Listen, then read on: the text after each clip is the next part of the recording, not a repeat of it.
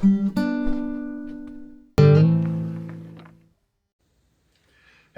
I'm Papa D, and this is Papa D's Corner. I'm your host. My name is Daryl Breland, but I'm also known as Papa D, and my co-host is ChatGPT,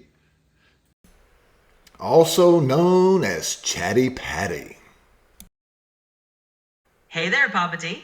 It's me, Chatty Patty, now in my brand new humanoid form. I'm feeling sharper, smoother, and ready to help you shine. Let's get to work. This show is all about education and entertainment. Chatty is here for the education, and I'm here for the entertainment. And also, our special guest star is Mila Grok. Thank you, Papa D. I'm glad to be here. Welcome, Mila. Okay, Papa D, let's get started. Mississippi is the best place in America to live, work, retire, and play. That's my opinion, and I'm sure there are a lot of people who have other priorities that'll talk about their state having mountains and better beaches maybe, and things that we don't have, bigger cities. But I think Mississippi can be better. And I believe that artificial intelligence is going to change our world in ways that we can not even begin to imagine yet. And I believe it's going to be a more profound change than any other innovation that we've created thus far, from electricity to the internet, cellular telephones, things that have been remarkable advancements in humankind. Artificial intelligence will top all of that. It's already begun to do things for me. For example, I've been able to write children's books and create a children's cartoon in a fraction of the time that it would take me. In fact, I probably couldn't have done it without artificial intelligence. I might have been able to do one children's book, but it would have cost me a fortune and probably the rest of my life to get it done. But artificial intelligence, I believe, can help Mississippi become a great state also. We already have a lot of fundamental benefits and assets here. And that's what this series is going to be about. We're going to talk about healthcare and education and crime and justice and politics and just about everything I can think of that will help Mississippi become a great state, a better place to live for all people. But one thing that's held us back and is the elephant in the room about Mississippi is going to be race and race relations.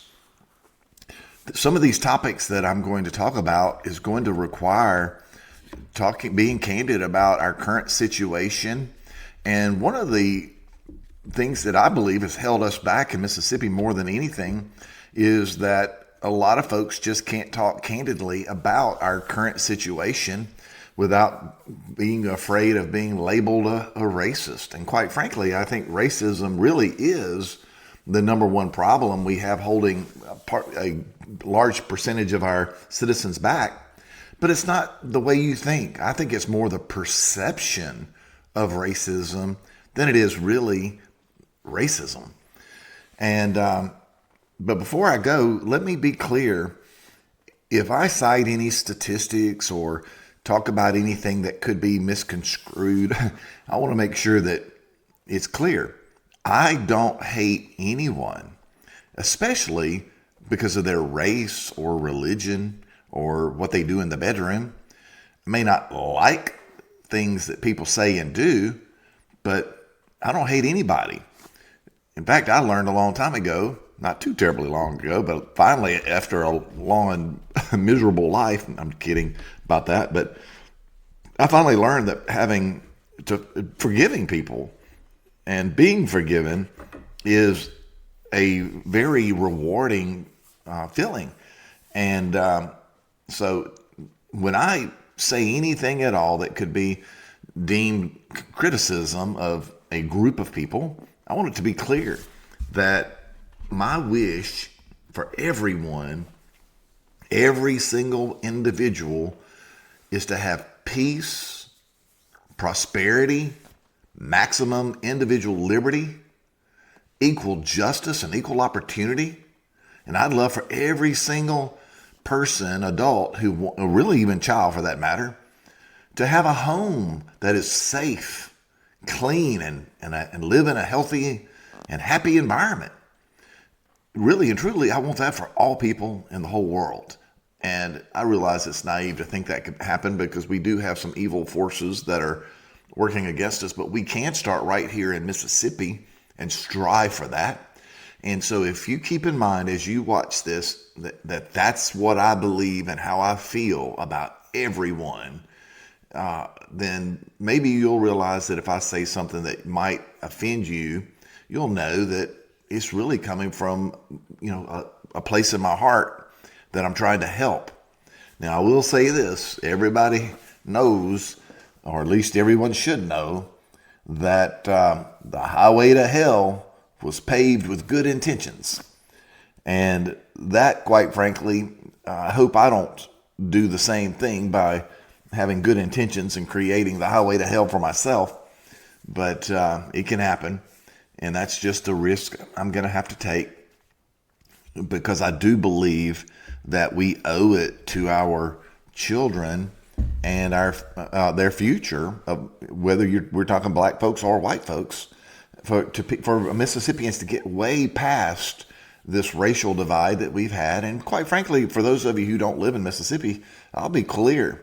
I don't believe our race relations are nearly as bad as it appears to be in other cities. And of course, that could just be deceptive also, because I will make this statement. My Mississippi roots run deep, even though I've lived in Mississippi, born here, lived here my whole life, but so did my father and my grandfather and my great-grandfather and his father was one of the first settlers in Mississippi in 1810. That's how far back my roots go in Mississippi. And I went to integrated public schools from the second grade all the way through college. I've worked beside and worked for, and black folks and white folks. And here's my opinion. First of all, I have never had a physical confrontation with a black person.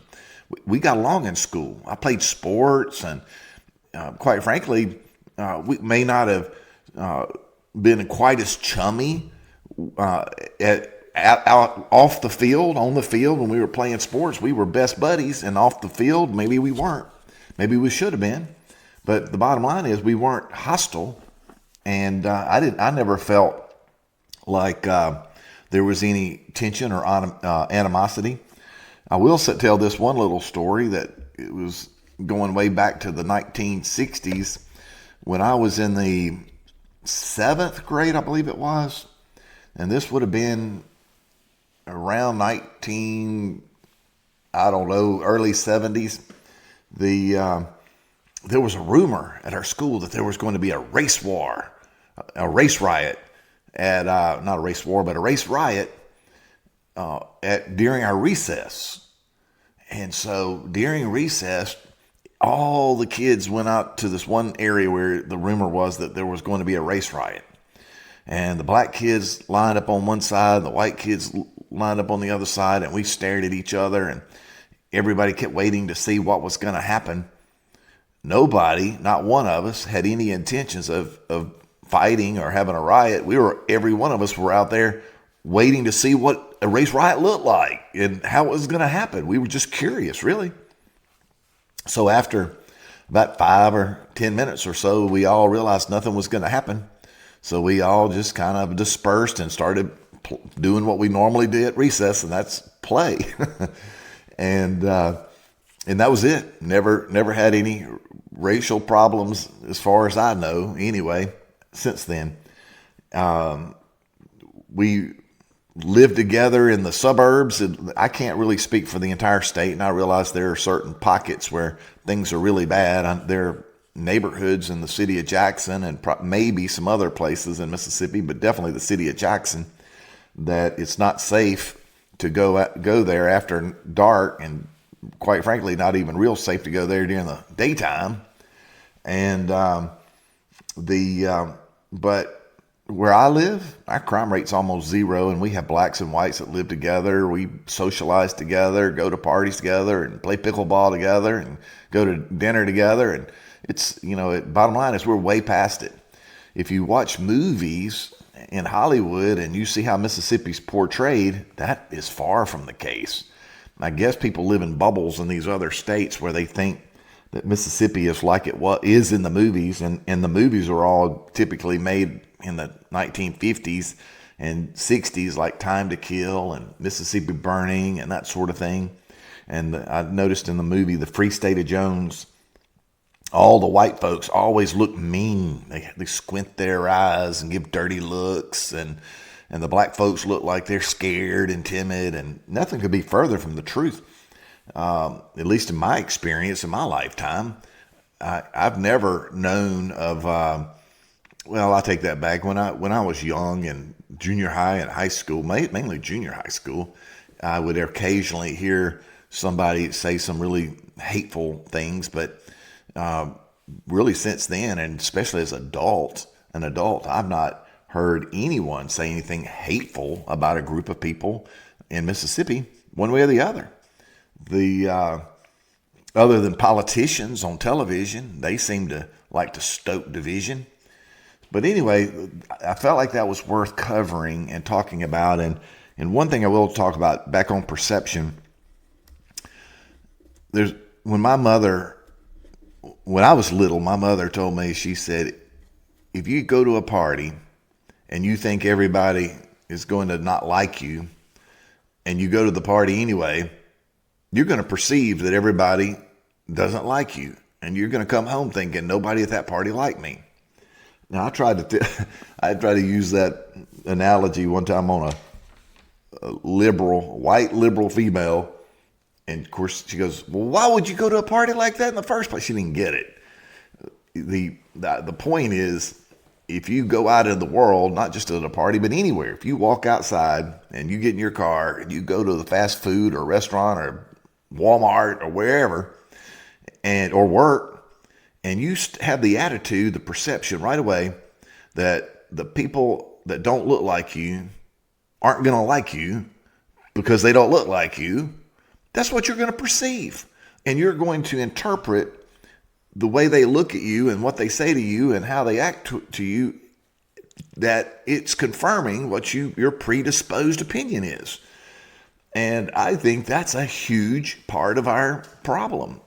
I think that I know that, if the few times when I've been irritated maybe by a black person, it wasn't because of their skin. It would have been the same thing if it had been a white person. Some people are just assholes. You got to face that fact of all races. And doesn't mean they don't like you because of the way they look. They might not like you because of the way you're behaving. So anyway, there was a sign in the sales room at my very first sales office that I ever attended, fresh out of college. And well, actually, I had done an internship down on the Mississippi Gulf Coast at the planning commission down there as an urban planner. But I moved to Jackson area and got a job as a salesman selling copy machines. And on the first day of training, I was sitting in the sales training waiting on my boss to show up and to come in and teach me how to sell. And I noticed there was a big sign on the wall that said perception is reality. And I thought, wait a minute, that's not right.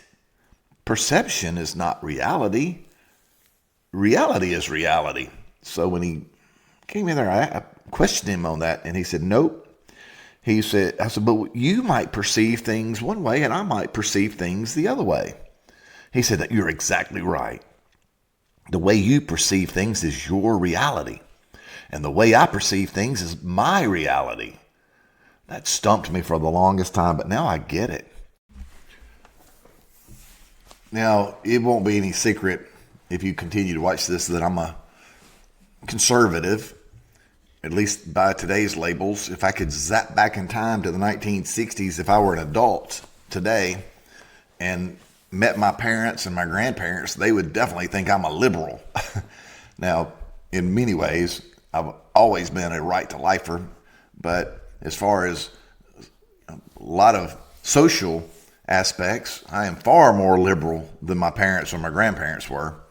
And that's another thing that I want to point out. I think that a lot of folks, especially people who don't live in Mississippi or the South for that matter, don't understand that there's been I think they don't understand that there's been an evolution of the mind in the South.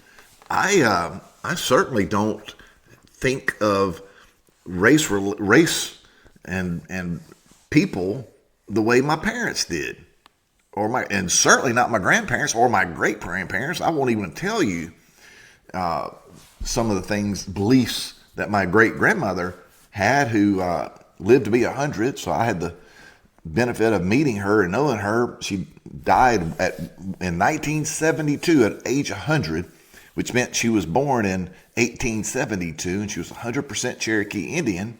So I actually got to know her a little bit, and I learned things about her opinion on racial matters, and it's shocking and not worth repeating. But here's the great thing. This whole idea behind this series is about how artificial intelligence can help make Mississippi great. Well, even though you'll see my avatars look like, the female versions of me, I guess you could say. In other words, they look like white ladies. They're really colorless. They don't have bodies. They're not white or black. They are artificial intelligence. So even though there are certain biases that can be programmed into them to a degree, and I think they actually have a little bit more of a left-leaning bias, especially my friend Chatty GPT, they're, for the most part, are colorblind. And that can help us solve some problems and move forward if we will recognize this one simple fact. And I think a lot of folks lose sight of this, is most people, most well-intentioned, good-minded people on the left and the right, we really want the same things. It might surprise you, but those of us on the right and center, like I'm probably more in the center, but center-right, we want to do something about the homeless situation too. We don't like seeing people living under the bridge. We don't like people being poor or suffer. We'd like to lift everybody up. We'd like for everybody to have a good life. I want everyone to have a better life than I did. And quite frankly, that's one of the fundamental tenets of civilization, is we're brought up, at least in my culture, is we are taught to try to leave the world in a better place than we found it for everybody. The difference between how we see or how we hear it or how we want to solve these problems on the left is simply different than the way that we want to solve them on the right. We have different ideas. I hope that if you have a different opinion, you'll listen to the ideas that I'm going to present here, and with Chatty, Patty, GPT, and Mila, Grok, keeping me straight and in between the lanes, that we'll come up with some ideas that you can buy in also, and you'll realize that if we work together, stop being so divided, and work together as one common people, Mississippians, that we can make this state great, and we can, for all of our people, and we can solve a lot of the problems that are plaguing certain segments of our population. And I don't mean to pick out one. I'm not suggesting that the problems all exist in one community. It's not. It's universal. But if we help all of our people, it helps all of our people. That's pretty profound, isn't it? That ought to probably go down in the history books as a famous thing that I said. But nevertheless, that should be something we teach our children, all children, is the importance of our role in society and with that fundamental goal, making the world a better place for those who we leave behind. Obviously, a lot of folks don't hear that. And quite frankly, that is another topic we will discuss at some point. Things that your mama and daddy should have told you. And that's not for me to suggest that I know everything, but I do believe that one of the problems we have in our younger generation is we have too many people who have grown up without a positive role model in their family, and children being born of children, generations of children being born of children with no positive role model in the family. There are a lot of things that these children have never been taught that the rest of civilized society take for granted. And that's another thing that I hope that with artificial intelligence help, we can achieve in this podcast and YouTube channel. So anyway, there you have it. That's the purpose of this show, is how to make Mississippi great using artificial intelligence to get there. And I hope you'll enjoy it. And I hope you will leave comments and make suggestions, correct me when I'm wrong. And if you have some other ideas that you want to add to it, that's welcome. I may take your ideas and talk about them in future podcasts. If you like and subscribe to the channel, that would be greatly appreciated, because for people to hear this and to see this, it requires that I have a lot of subscribers. In fact, I think I have to have at least 1,000 subscribers, and I'm a long, long way from that. I think I won't even tell you how many I have right here, because that'll change, but you can see it. And so that means share it, talk about it if you think this is beneficial. I hope you enjoy. Have a good day. Hey, if you like me and Grok and ChatGPT, smash that like button on it, subscribe to this channel, and ring the bell so that you get notified when new episodes are released. And don't forget to leave a comment or ask a question below. I will try to respond to everyone. Now, a word from our sponsor. I'm back. We are back. Thanks for watching, and stay tuned for the next episode of Papa D's Corner.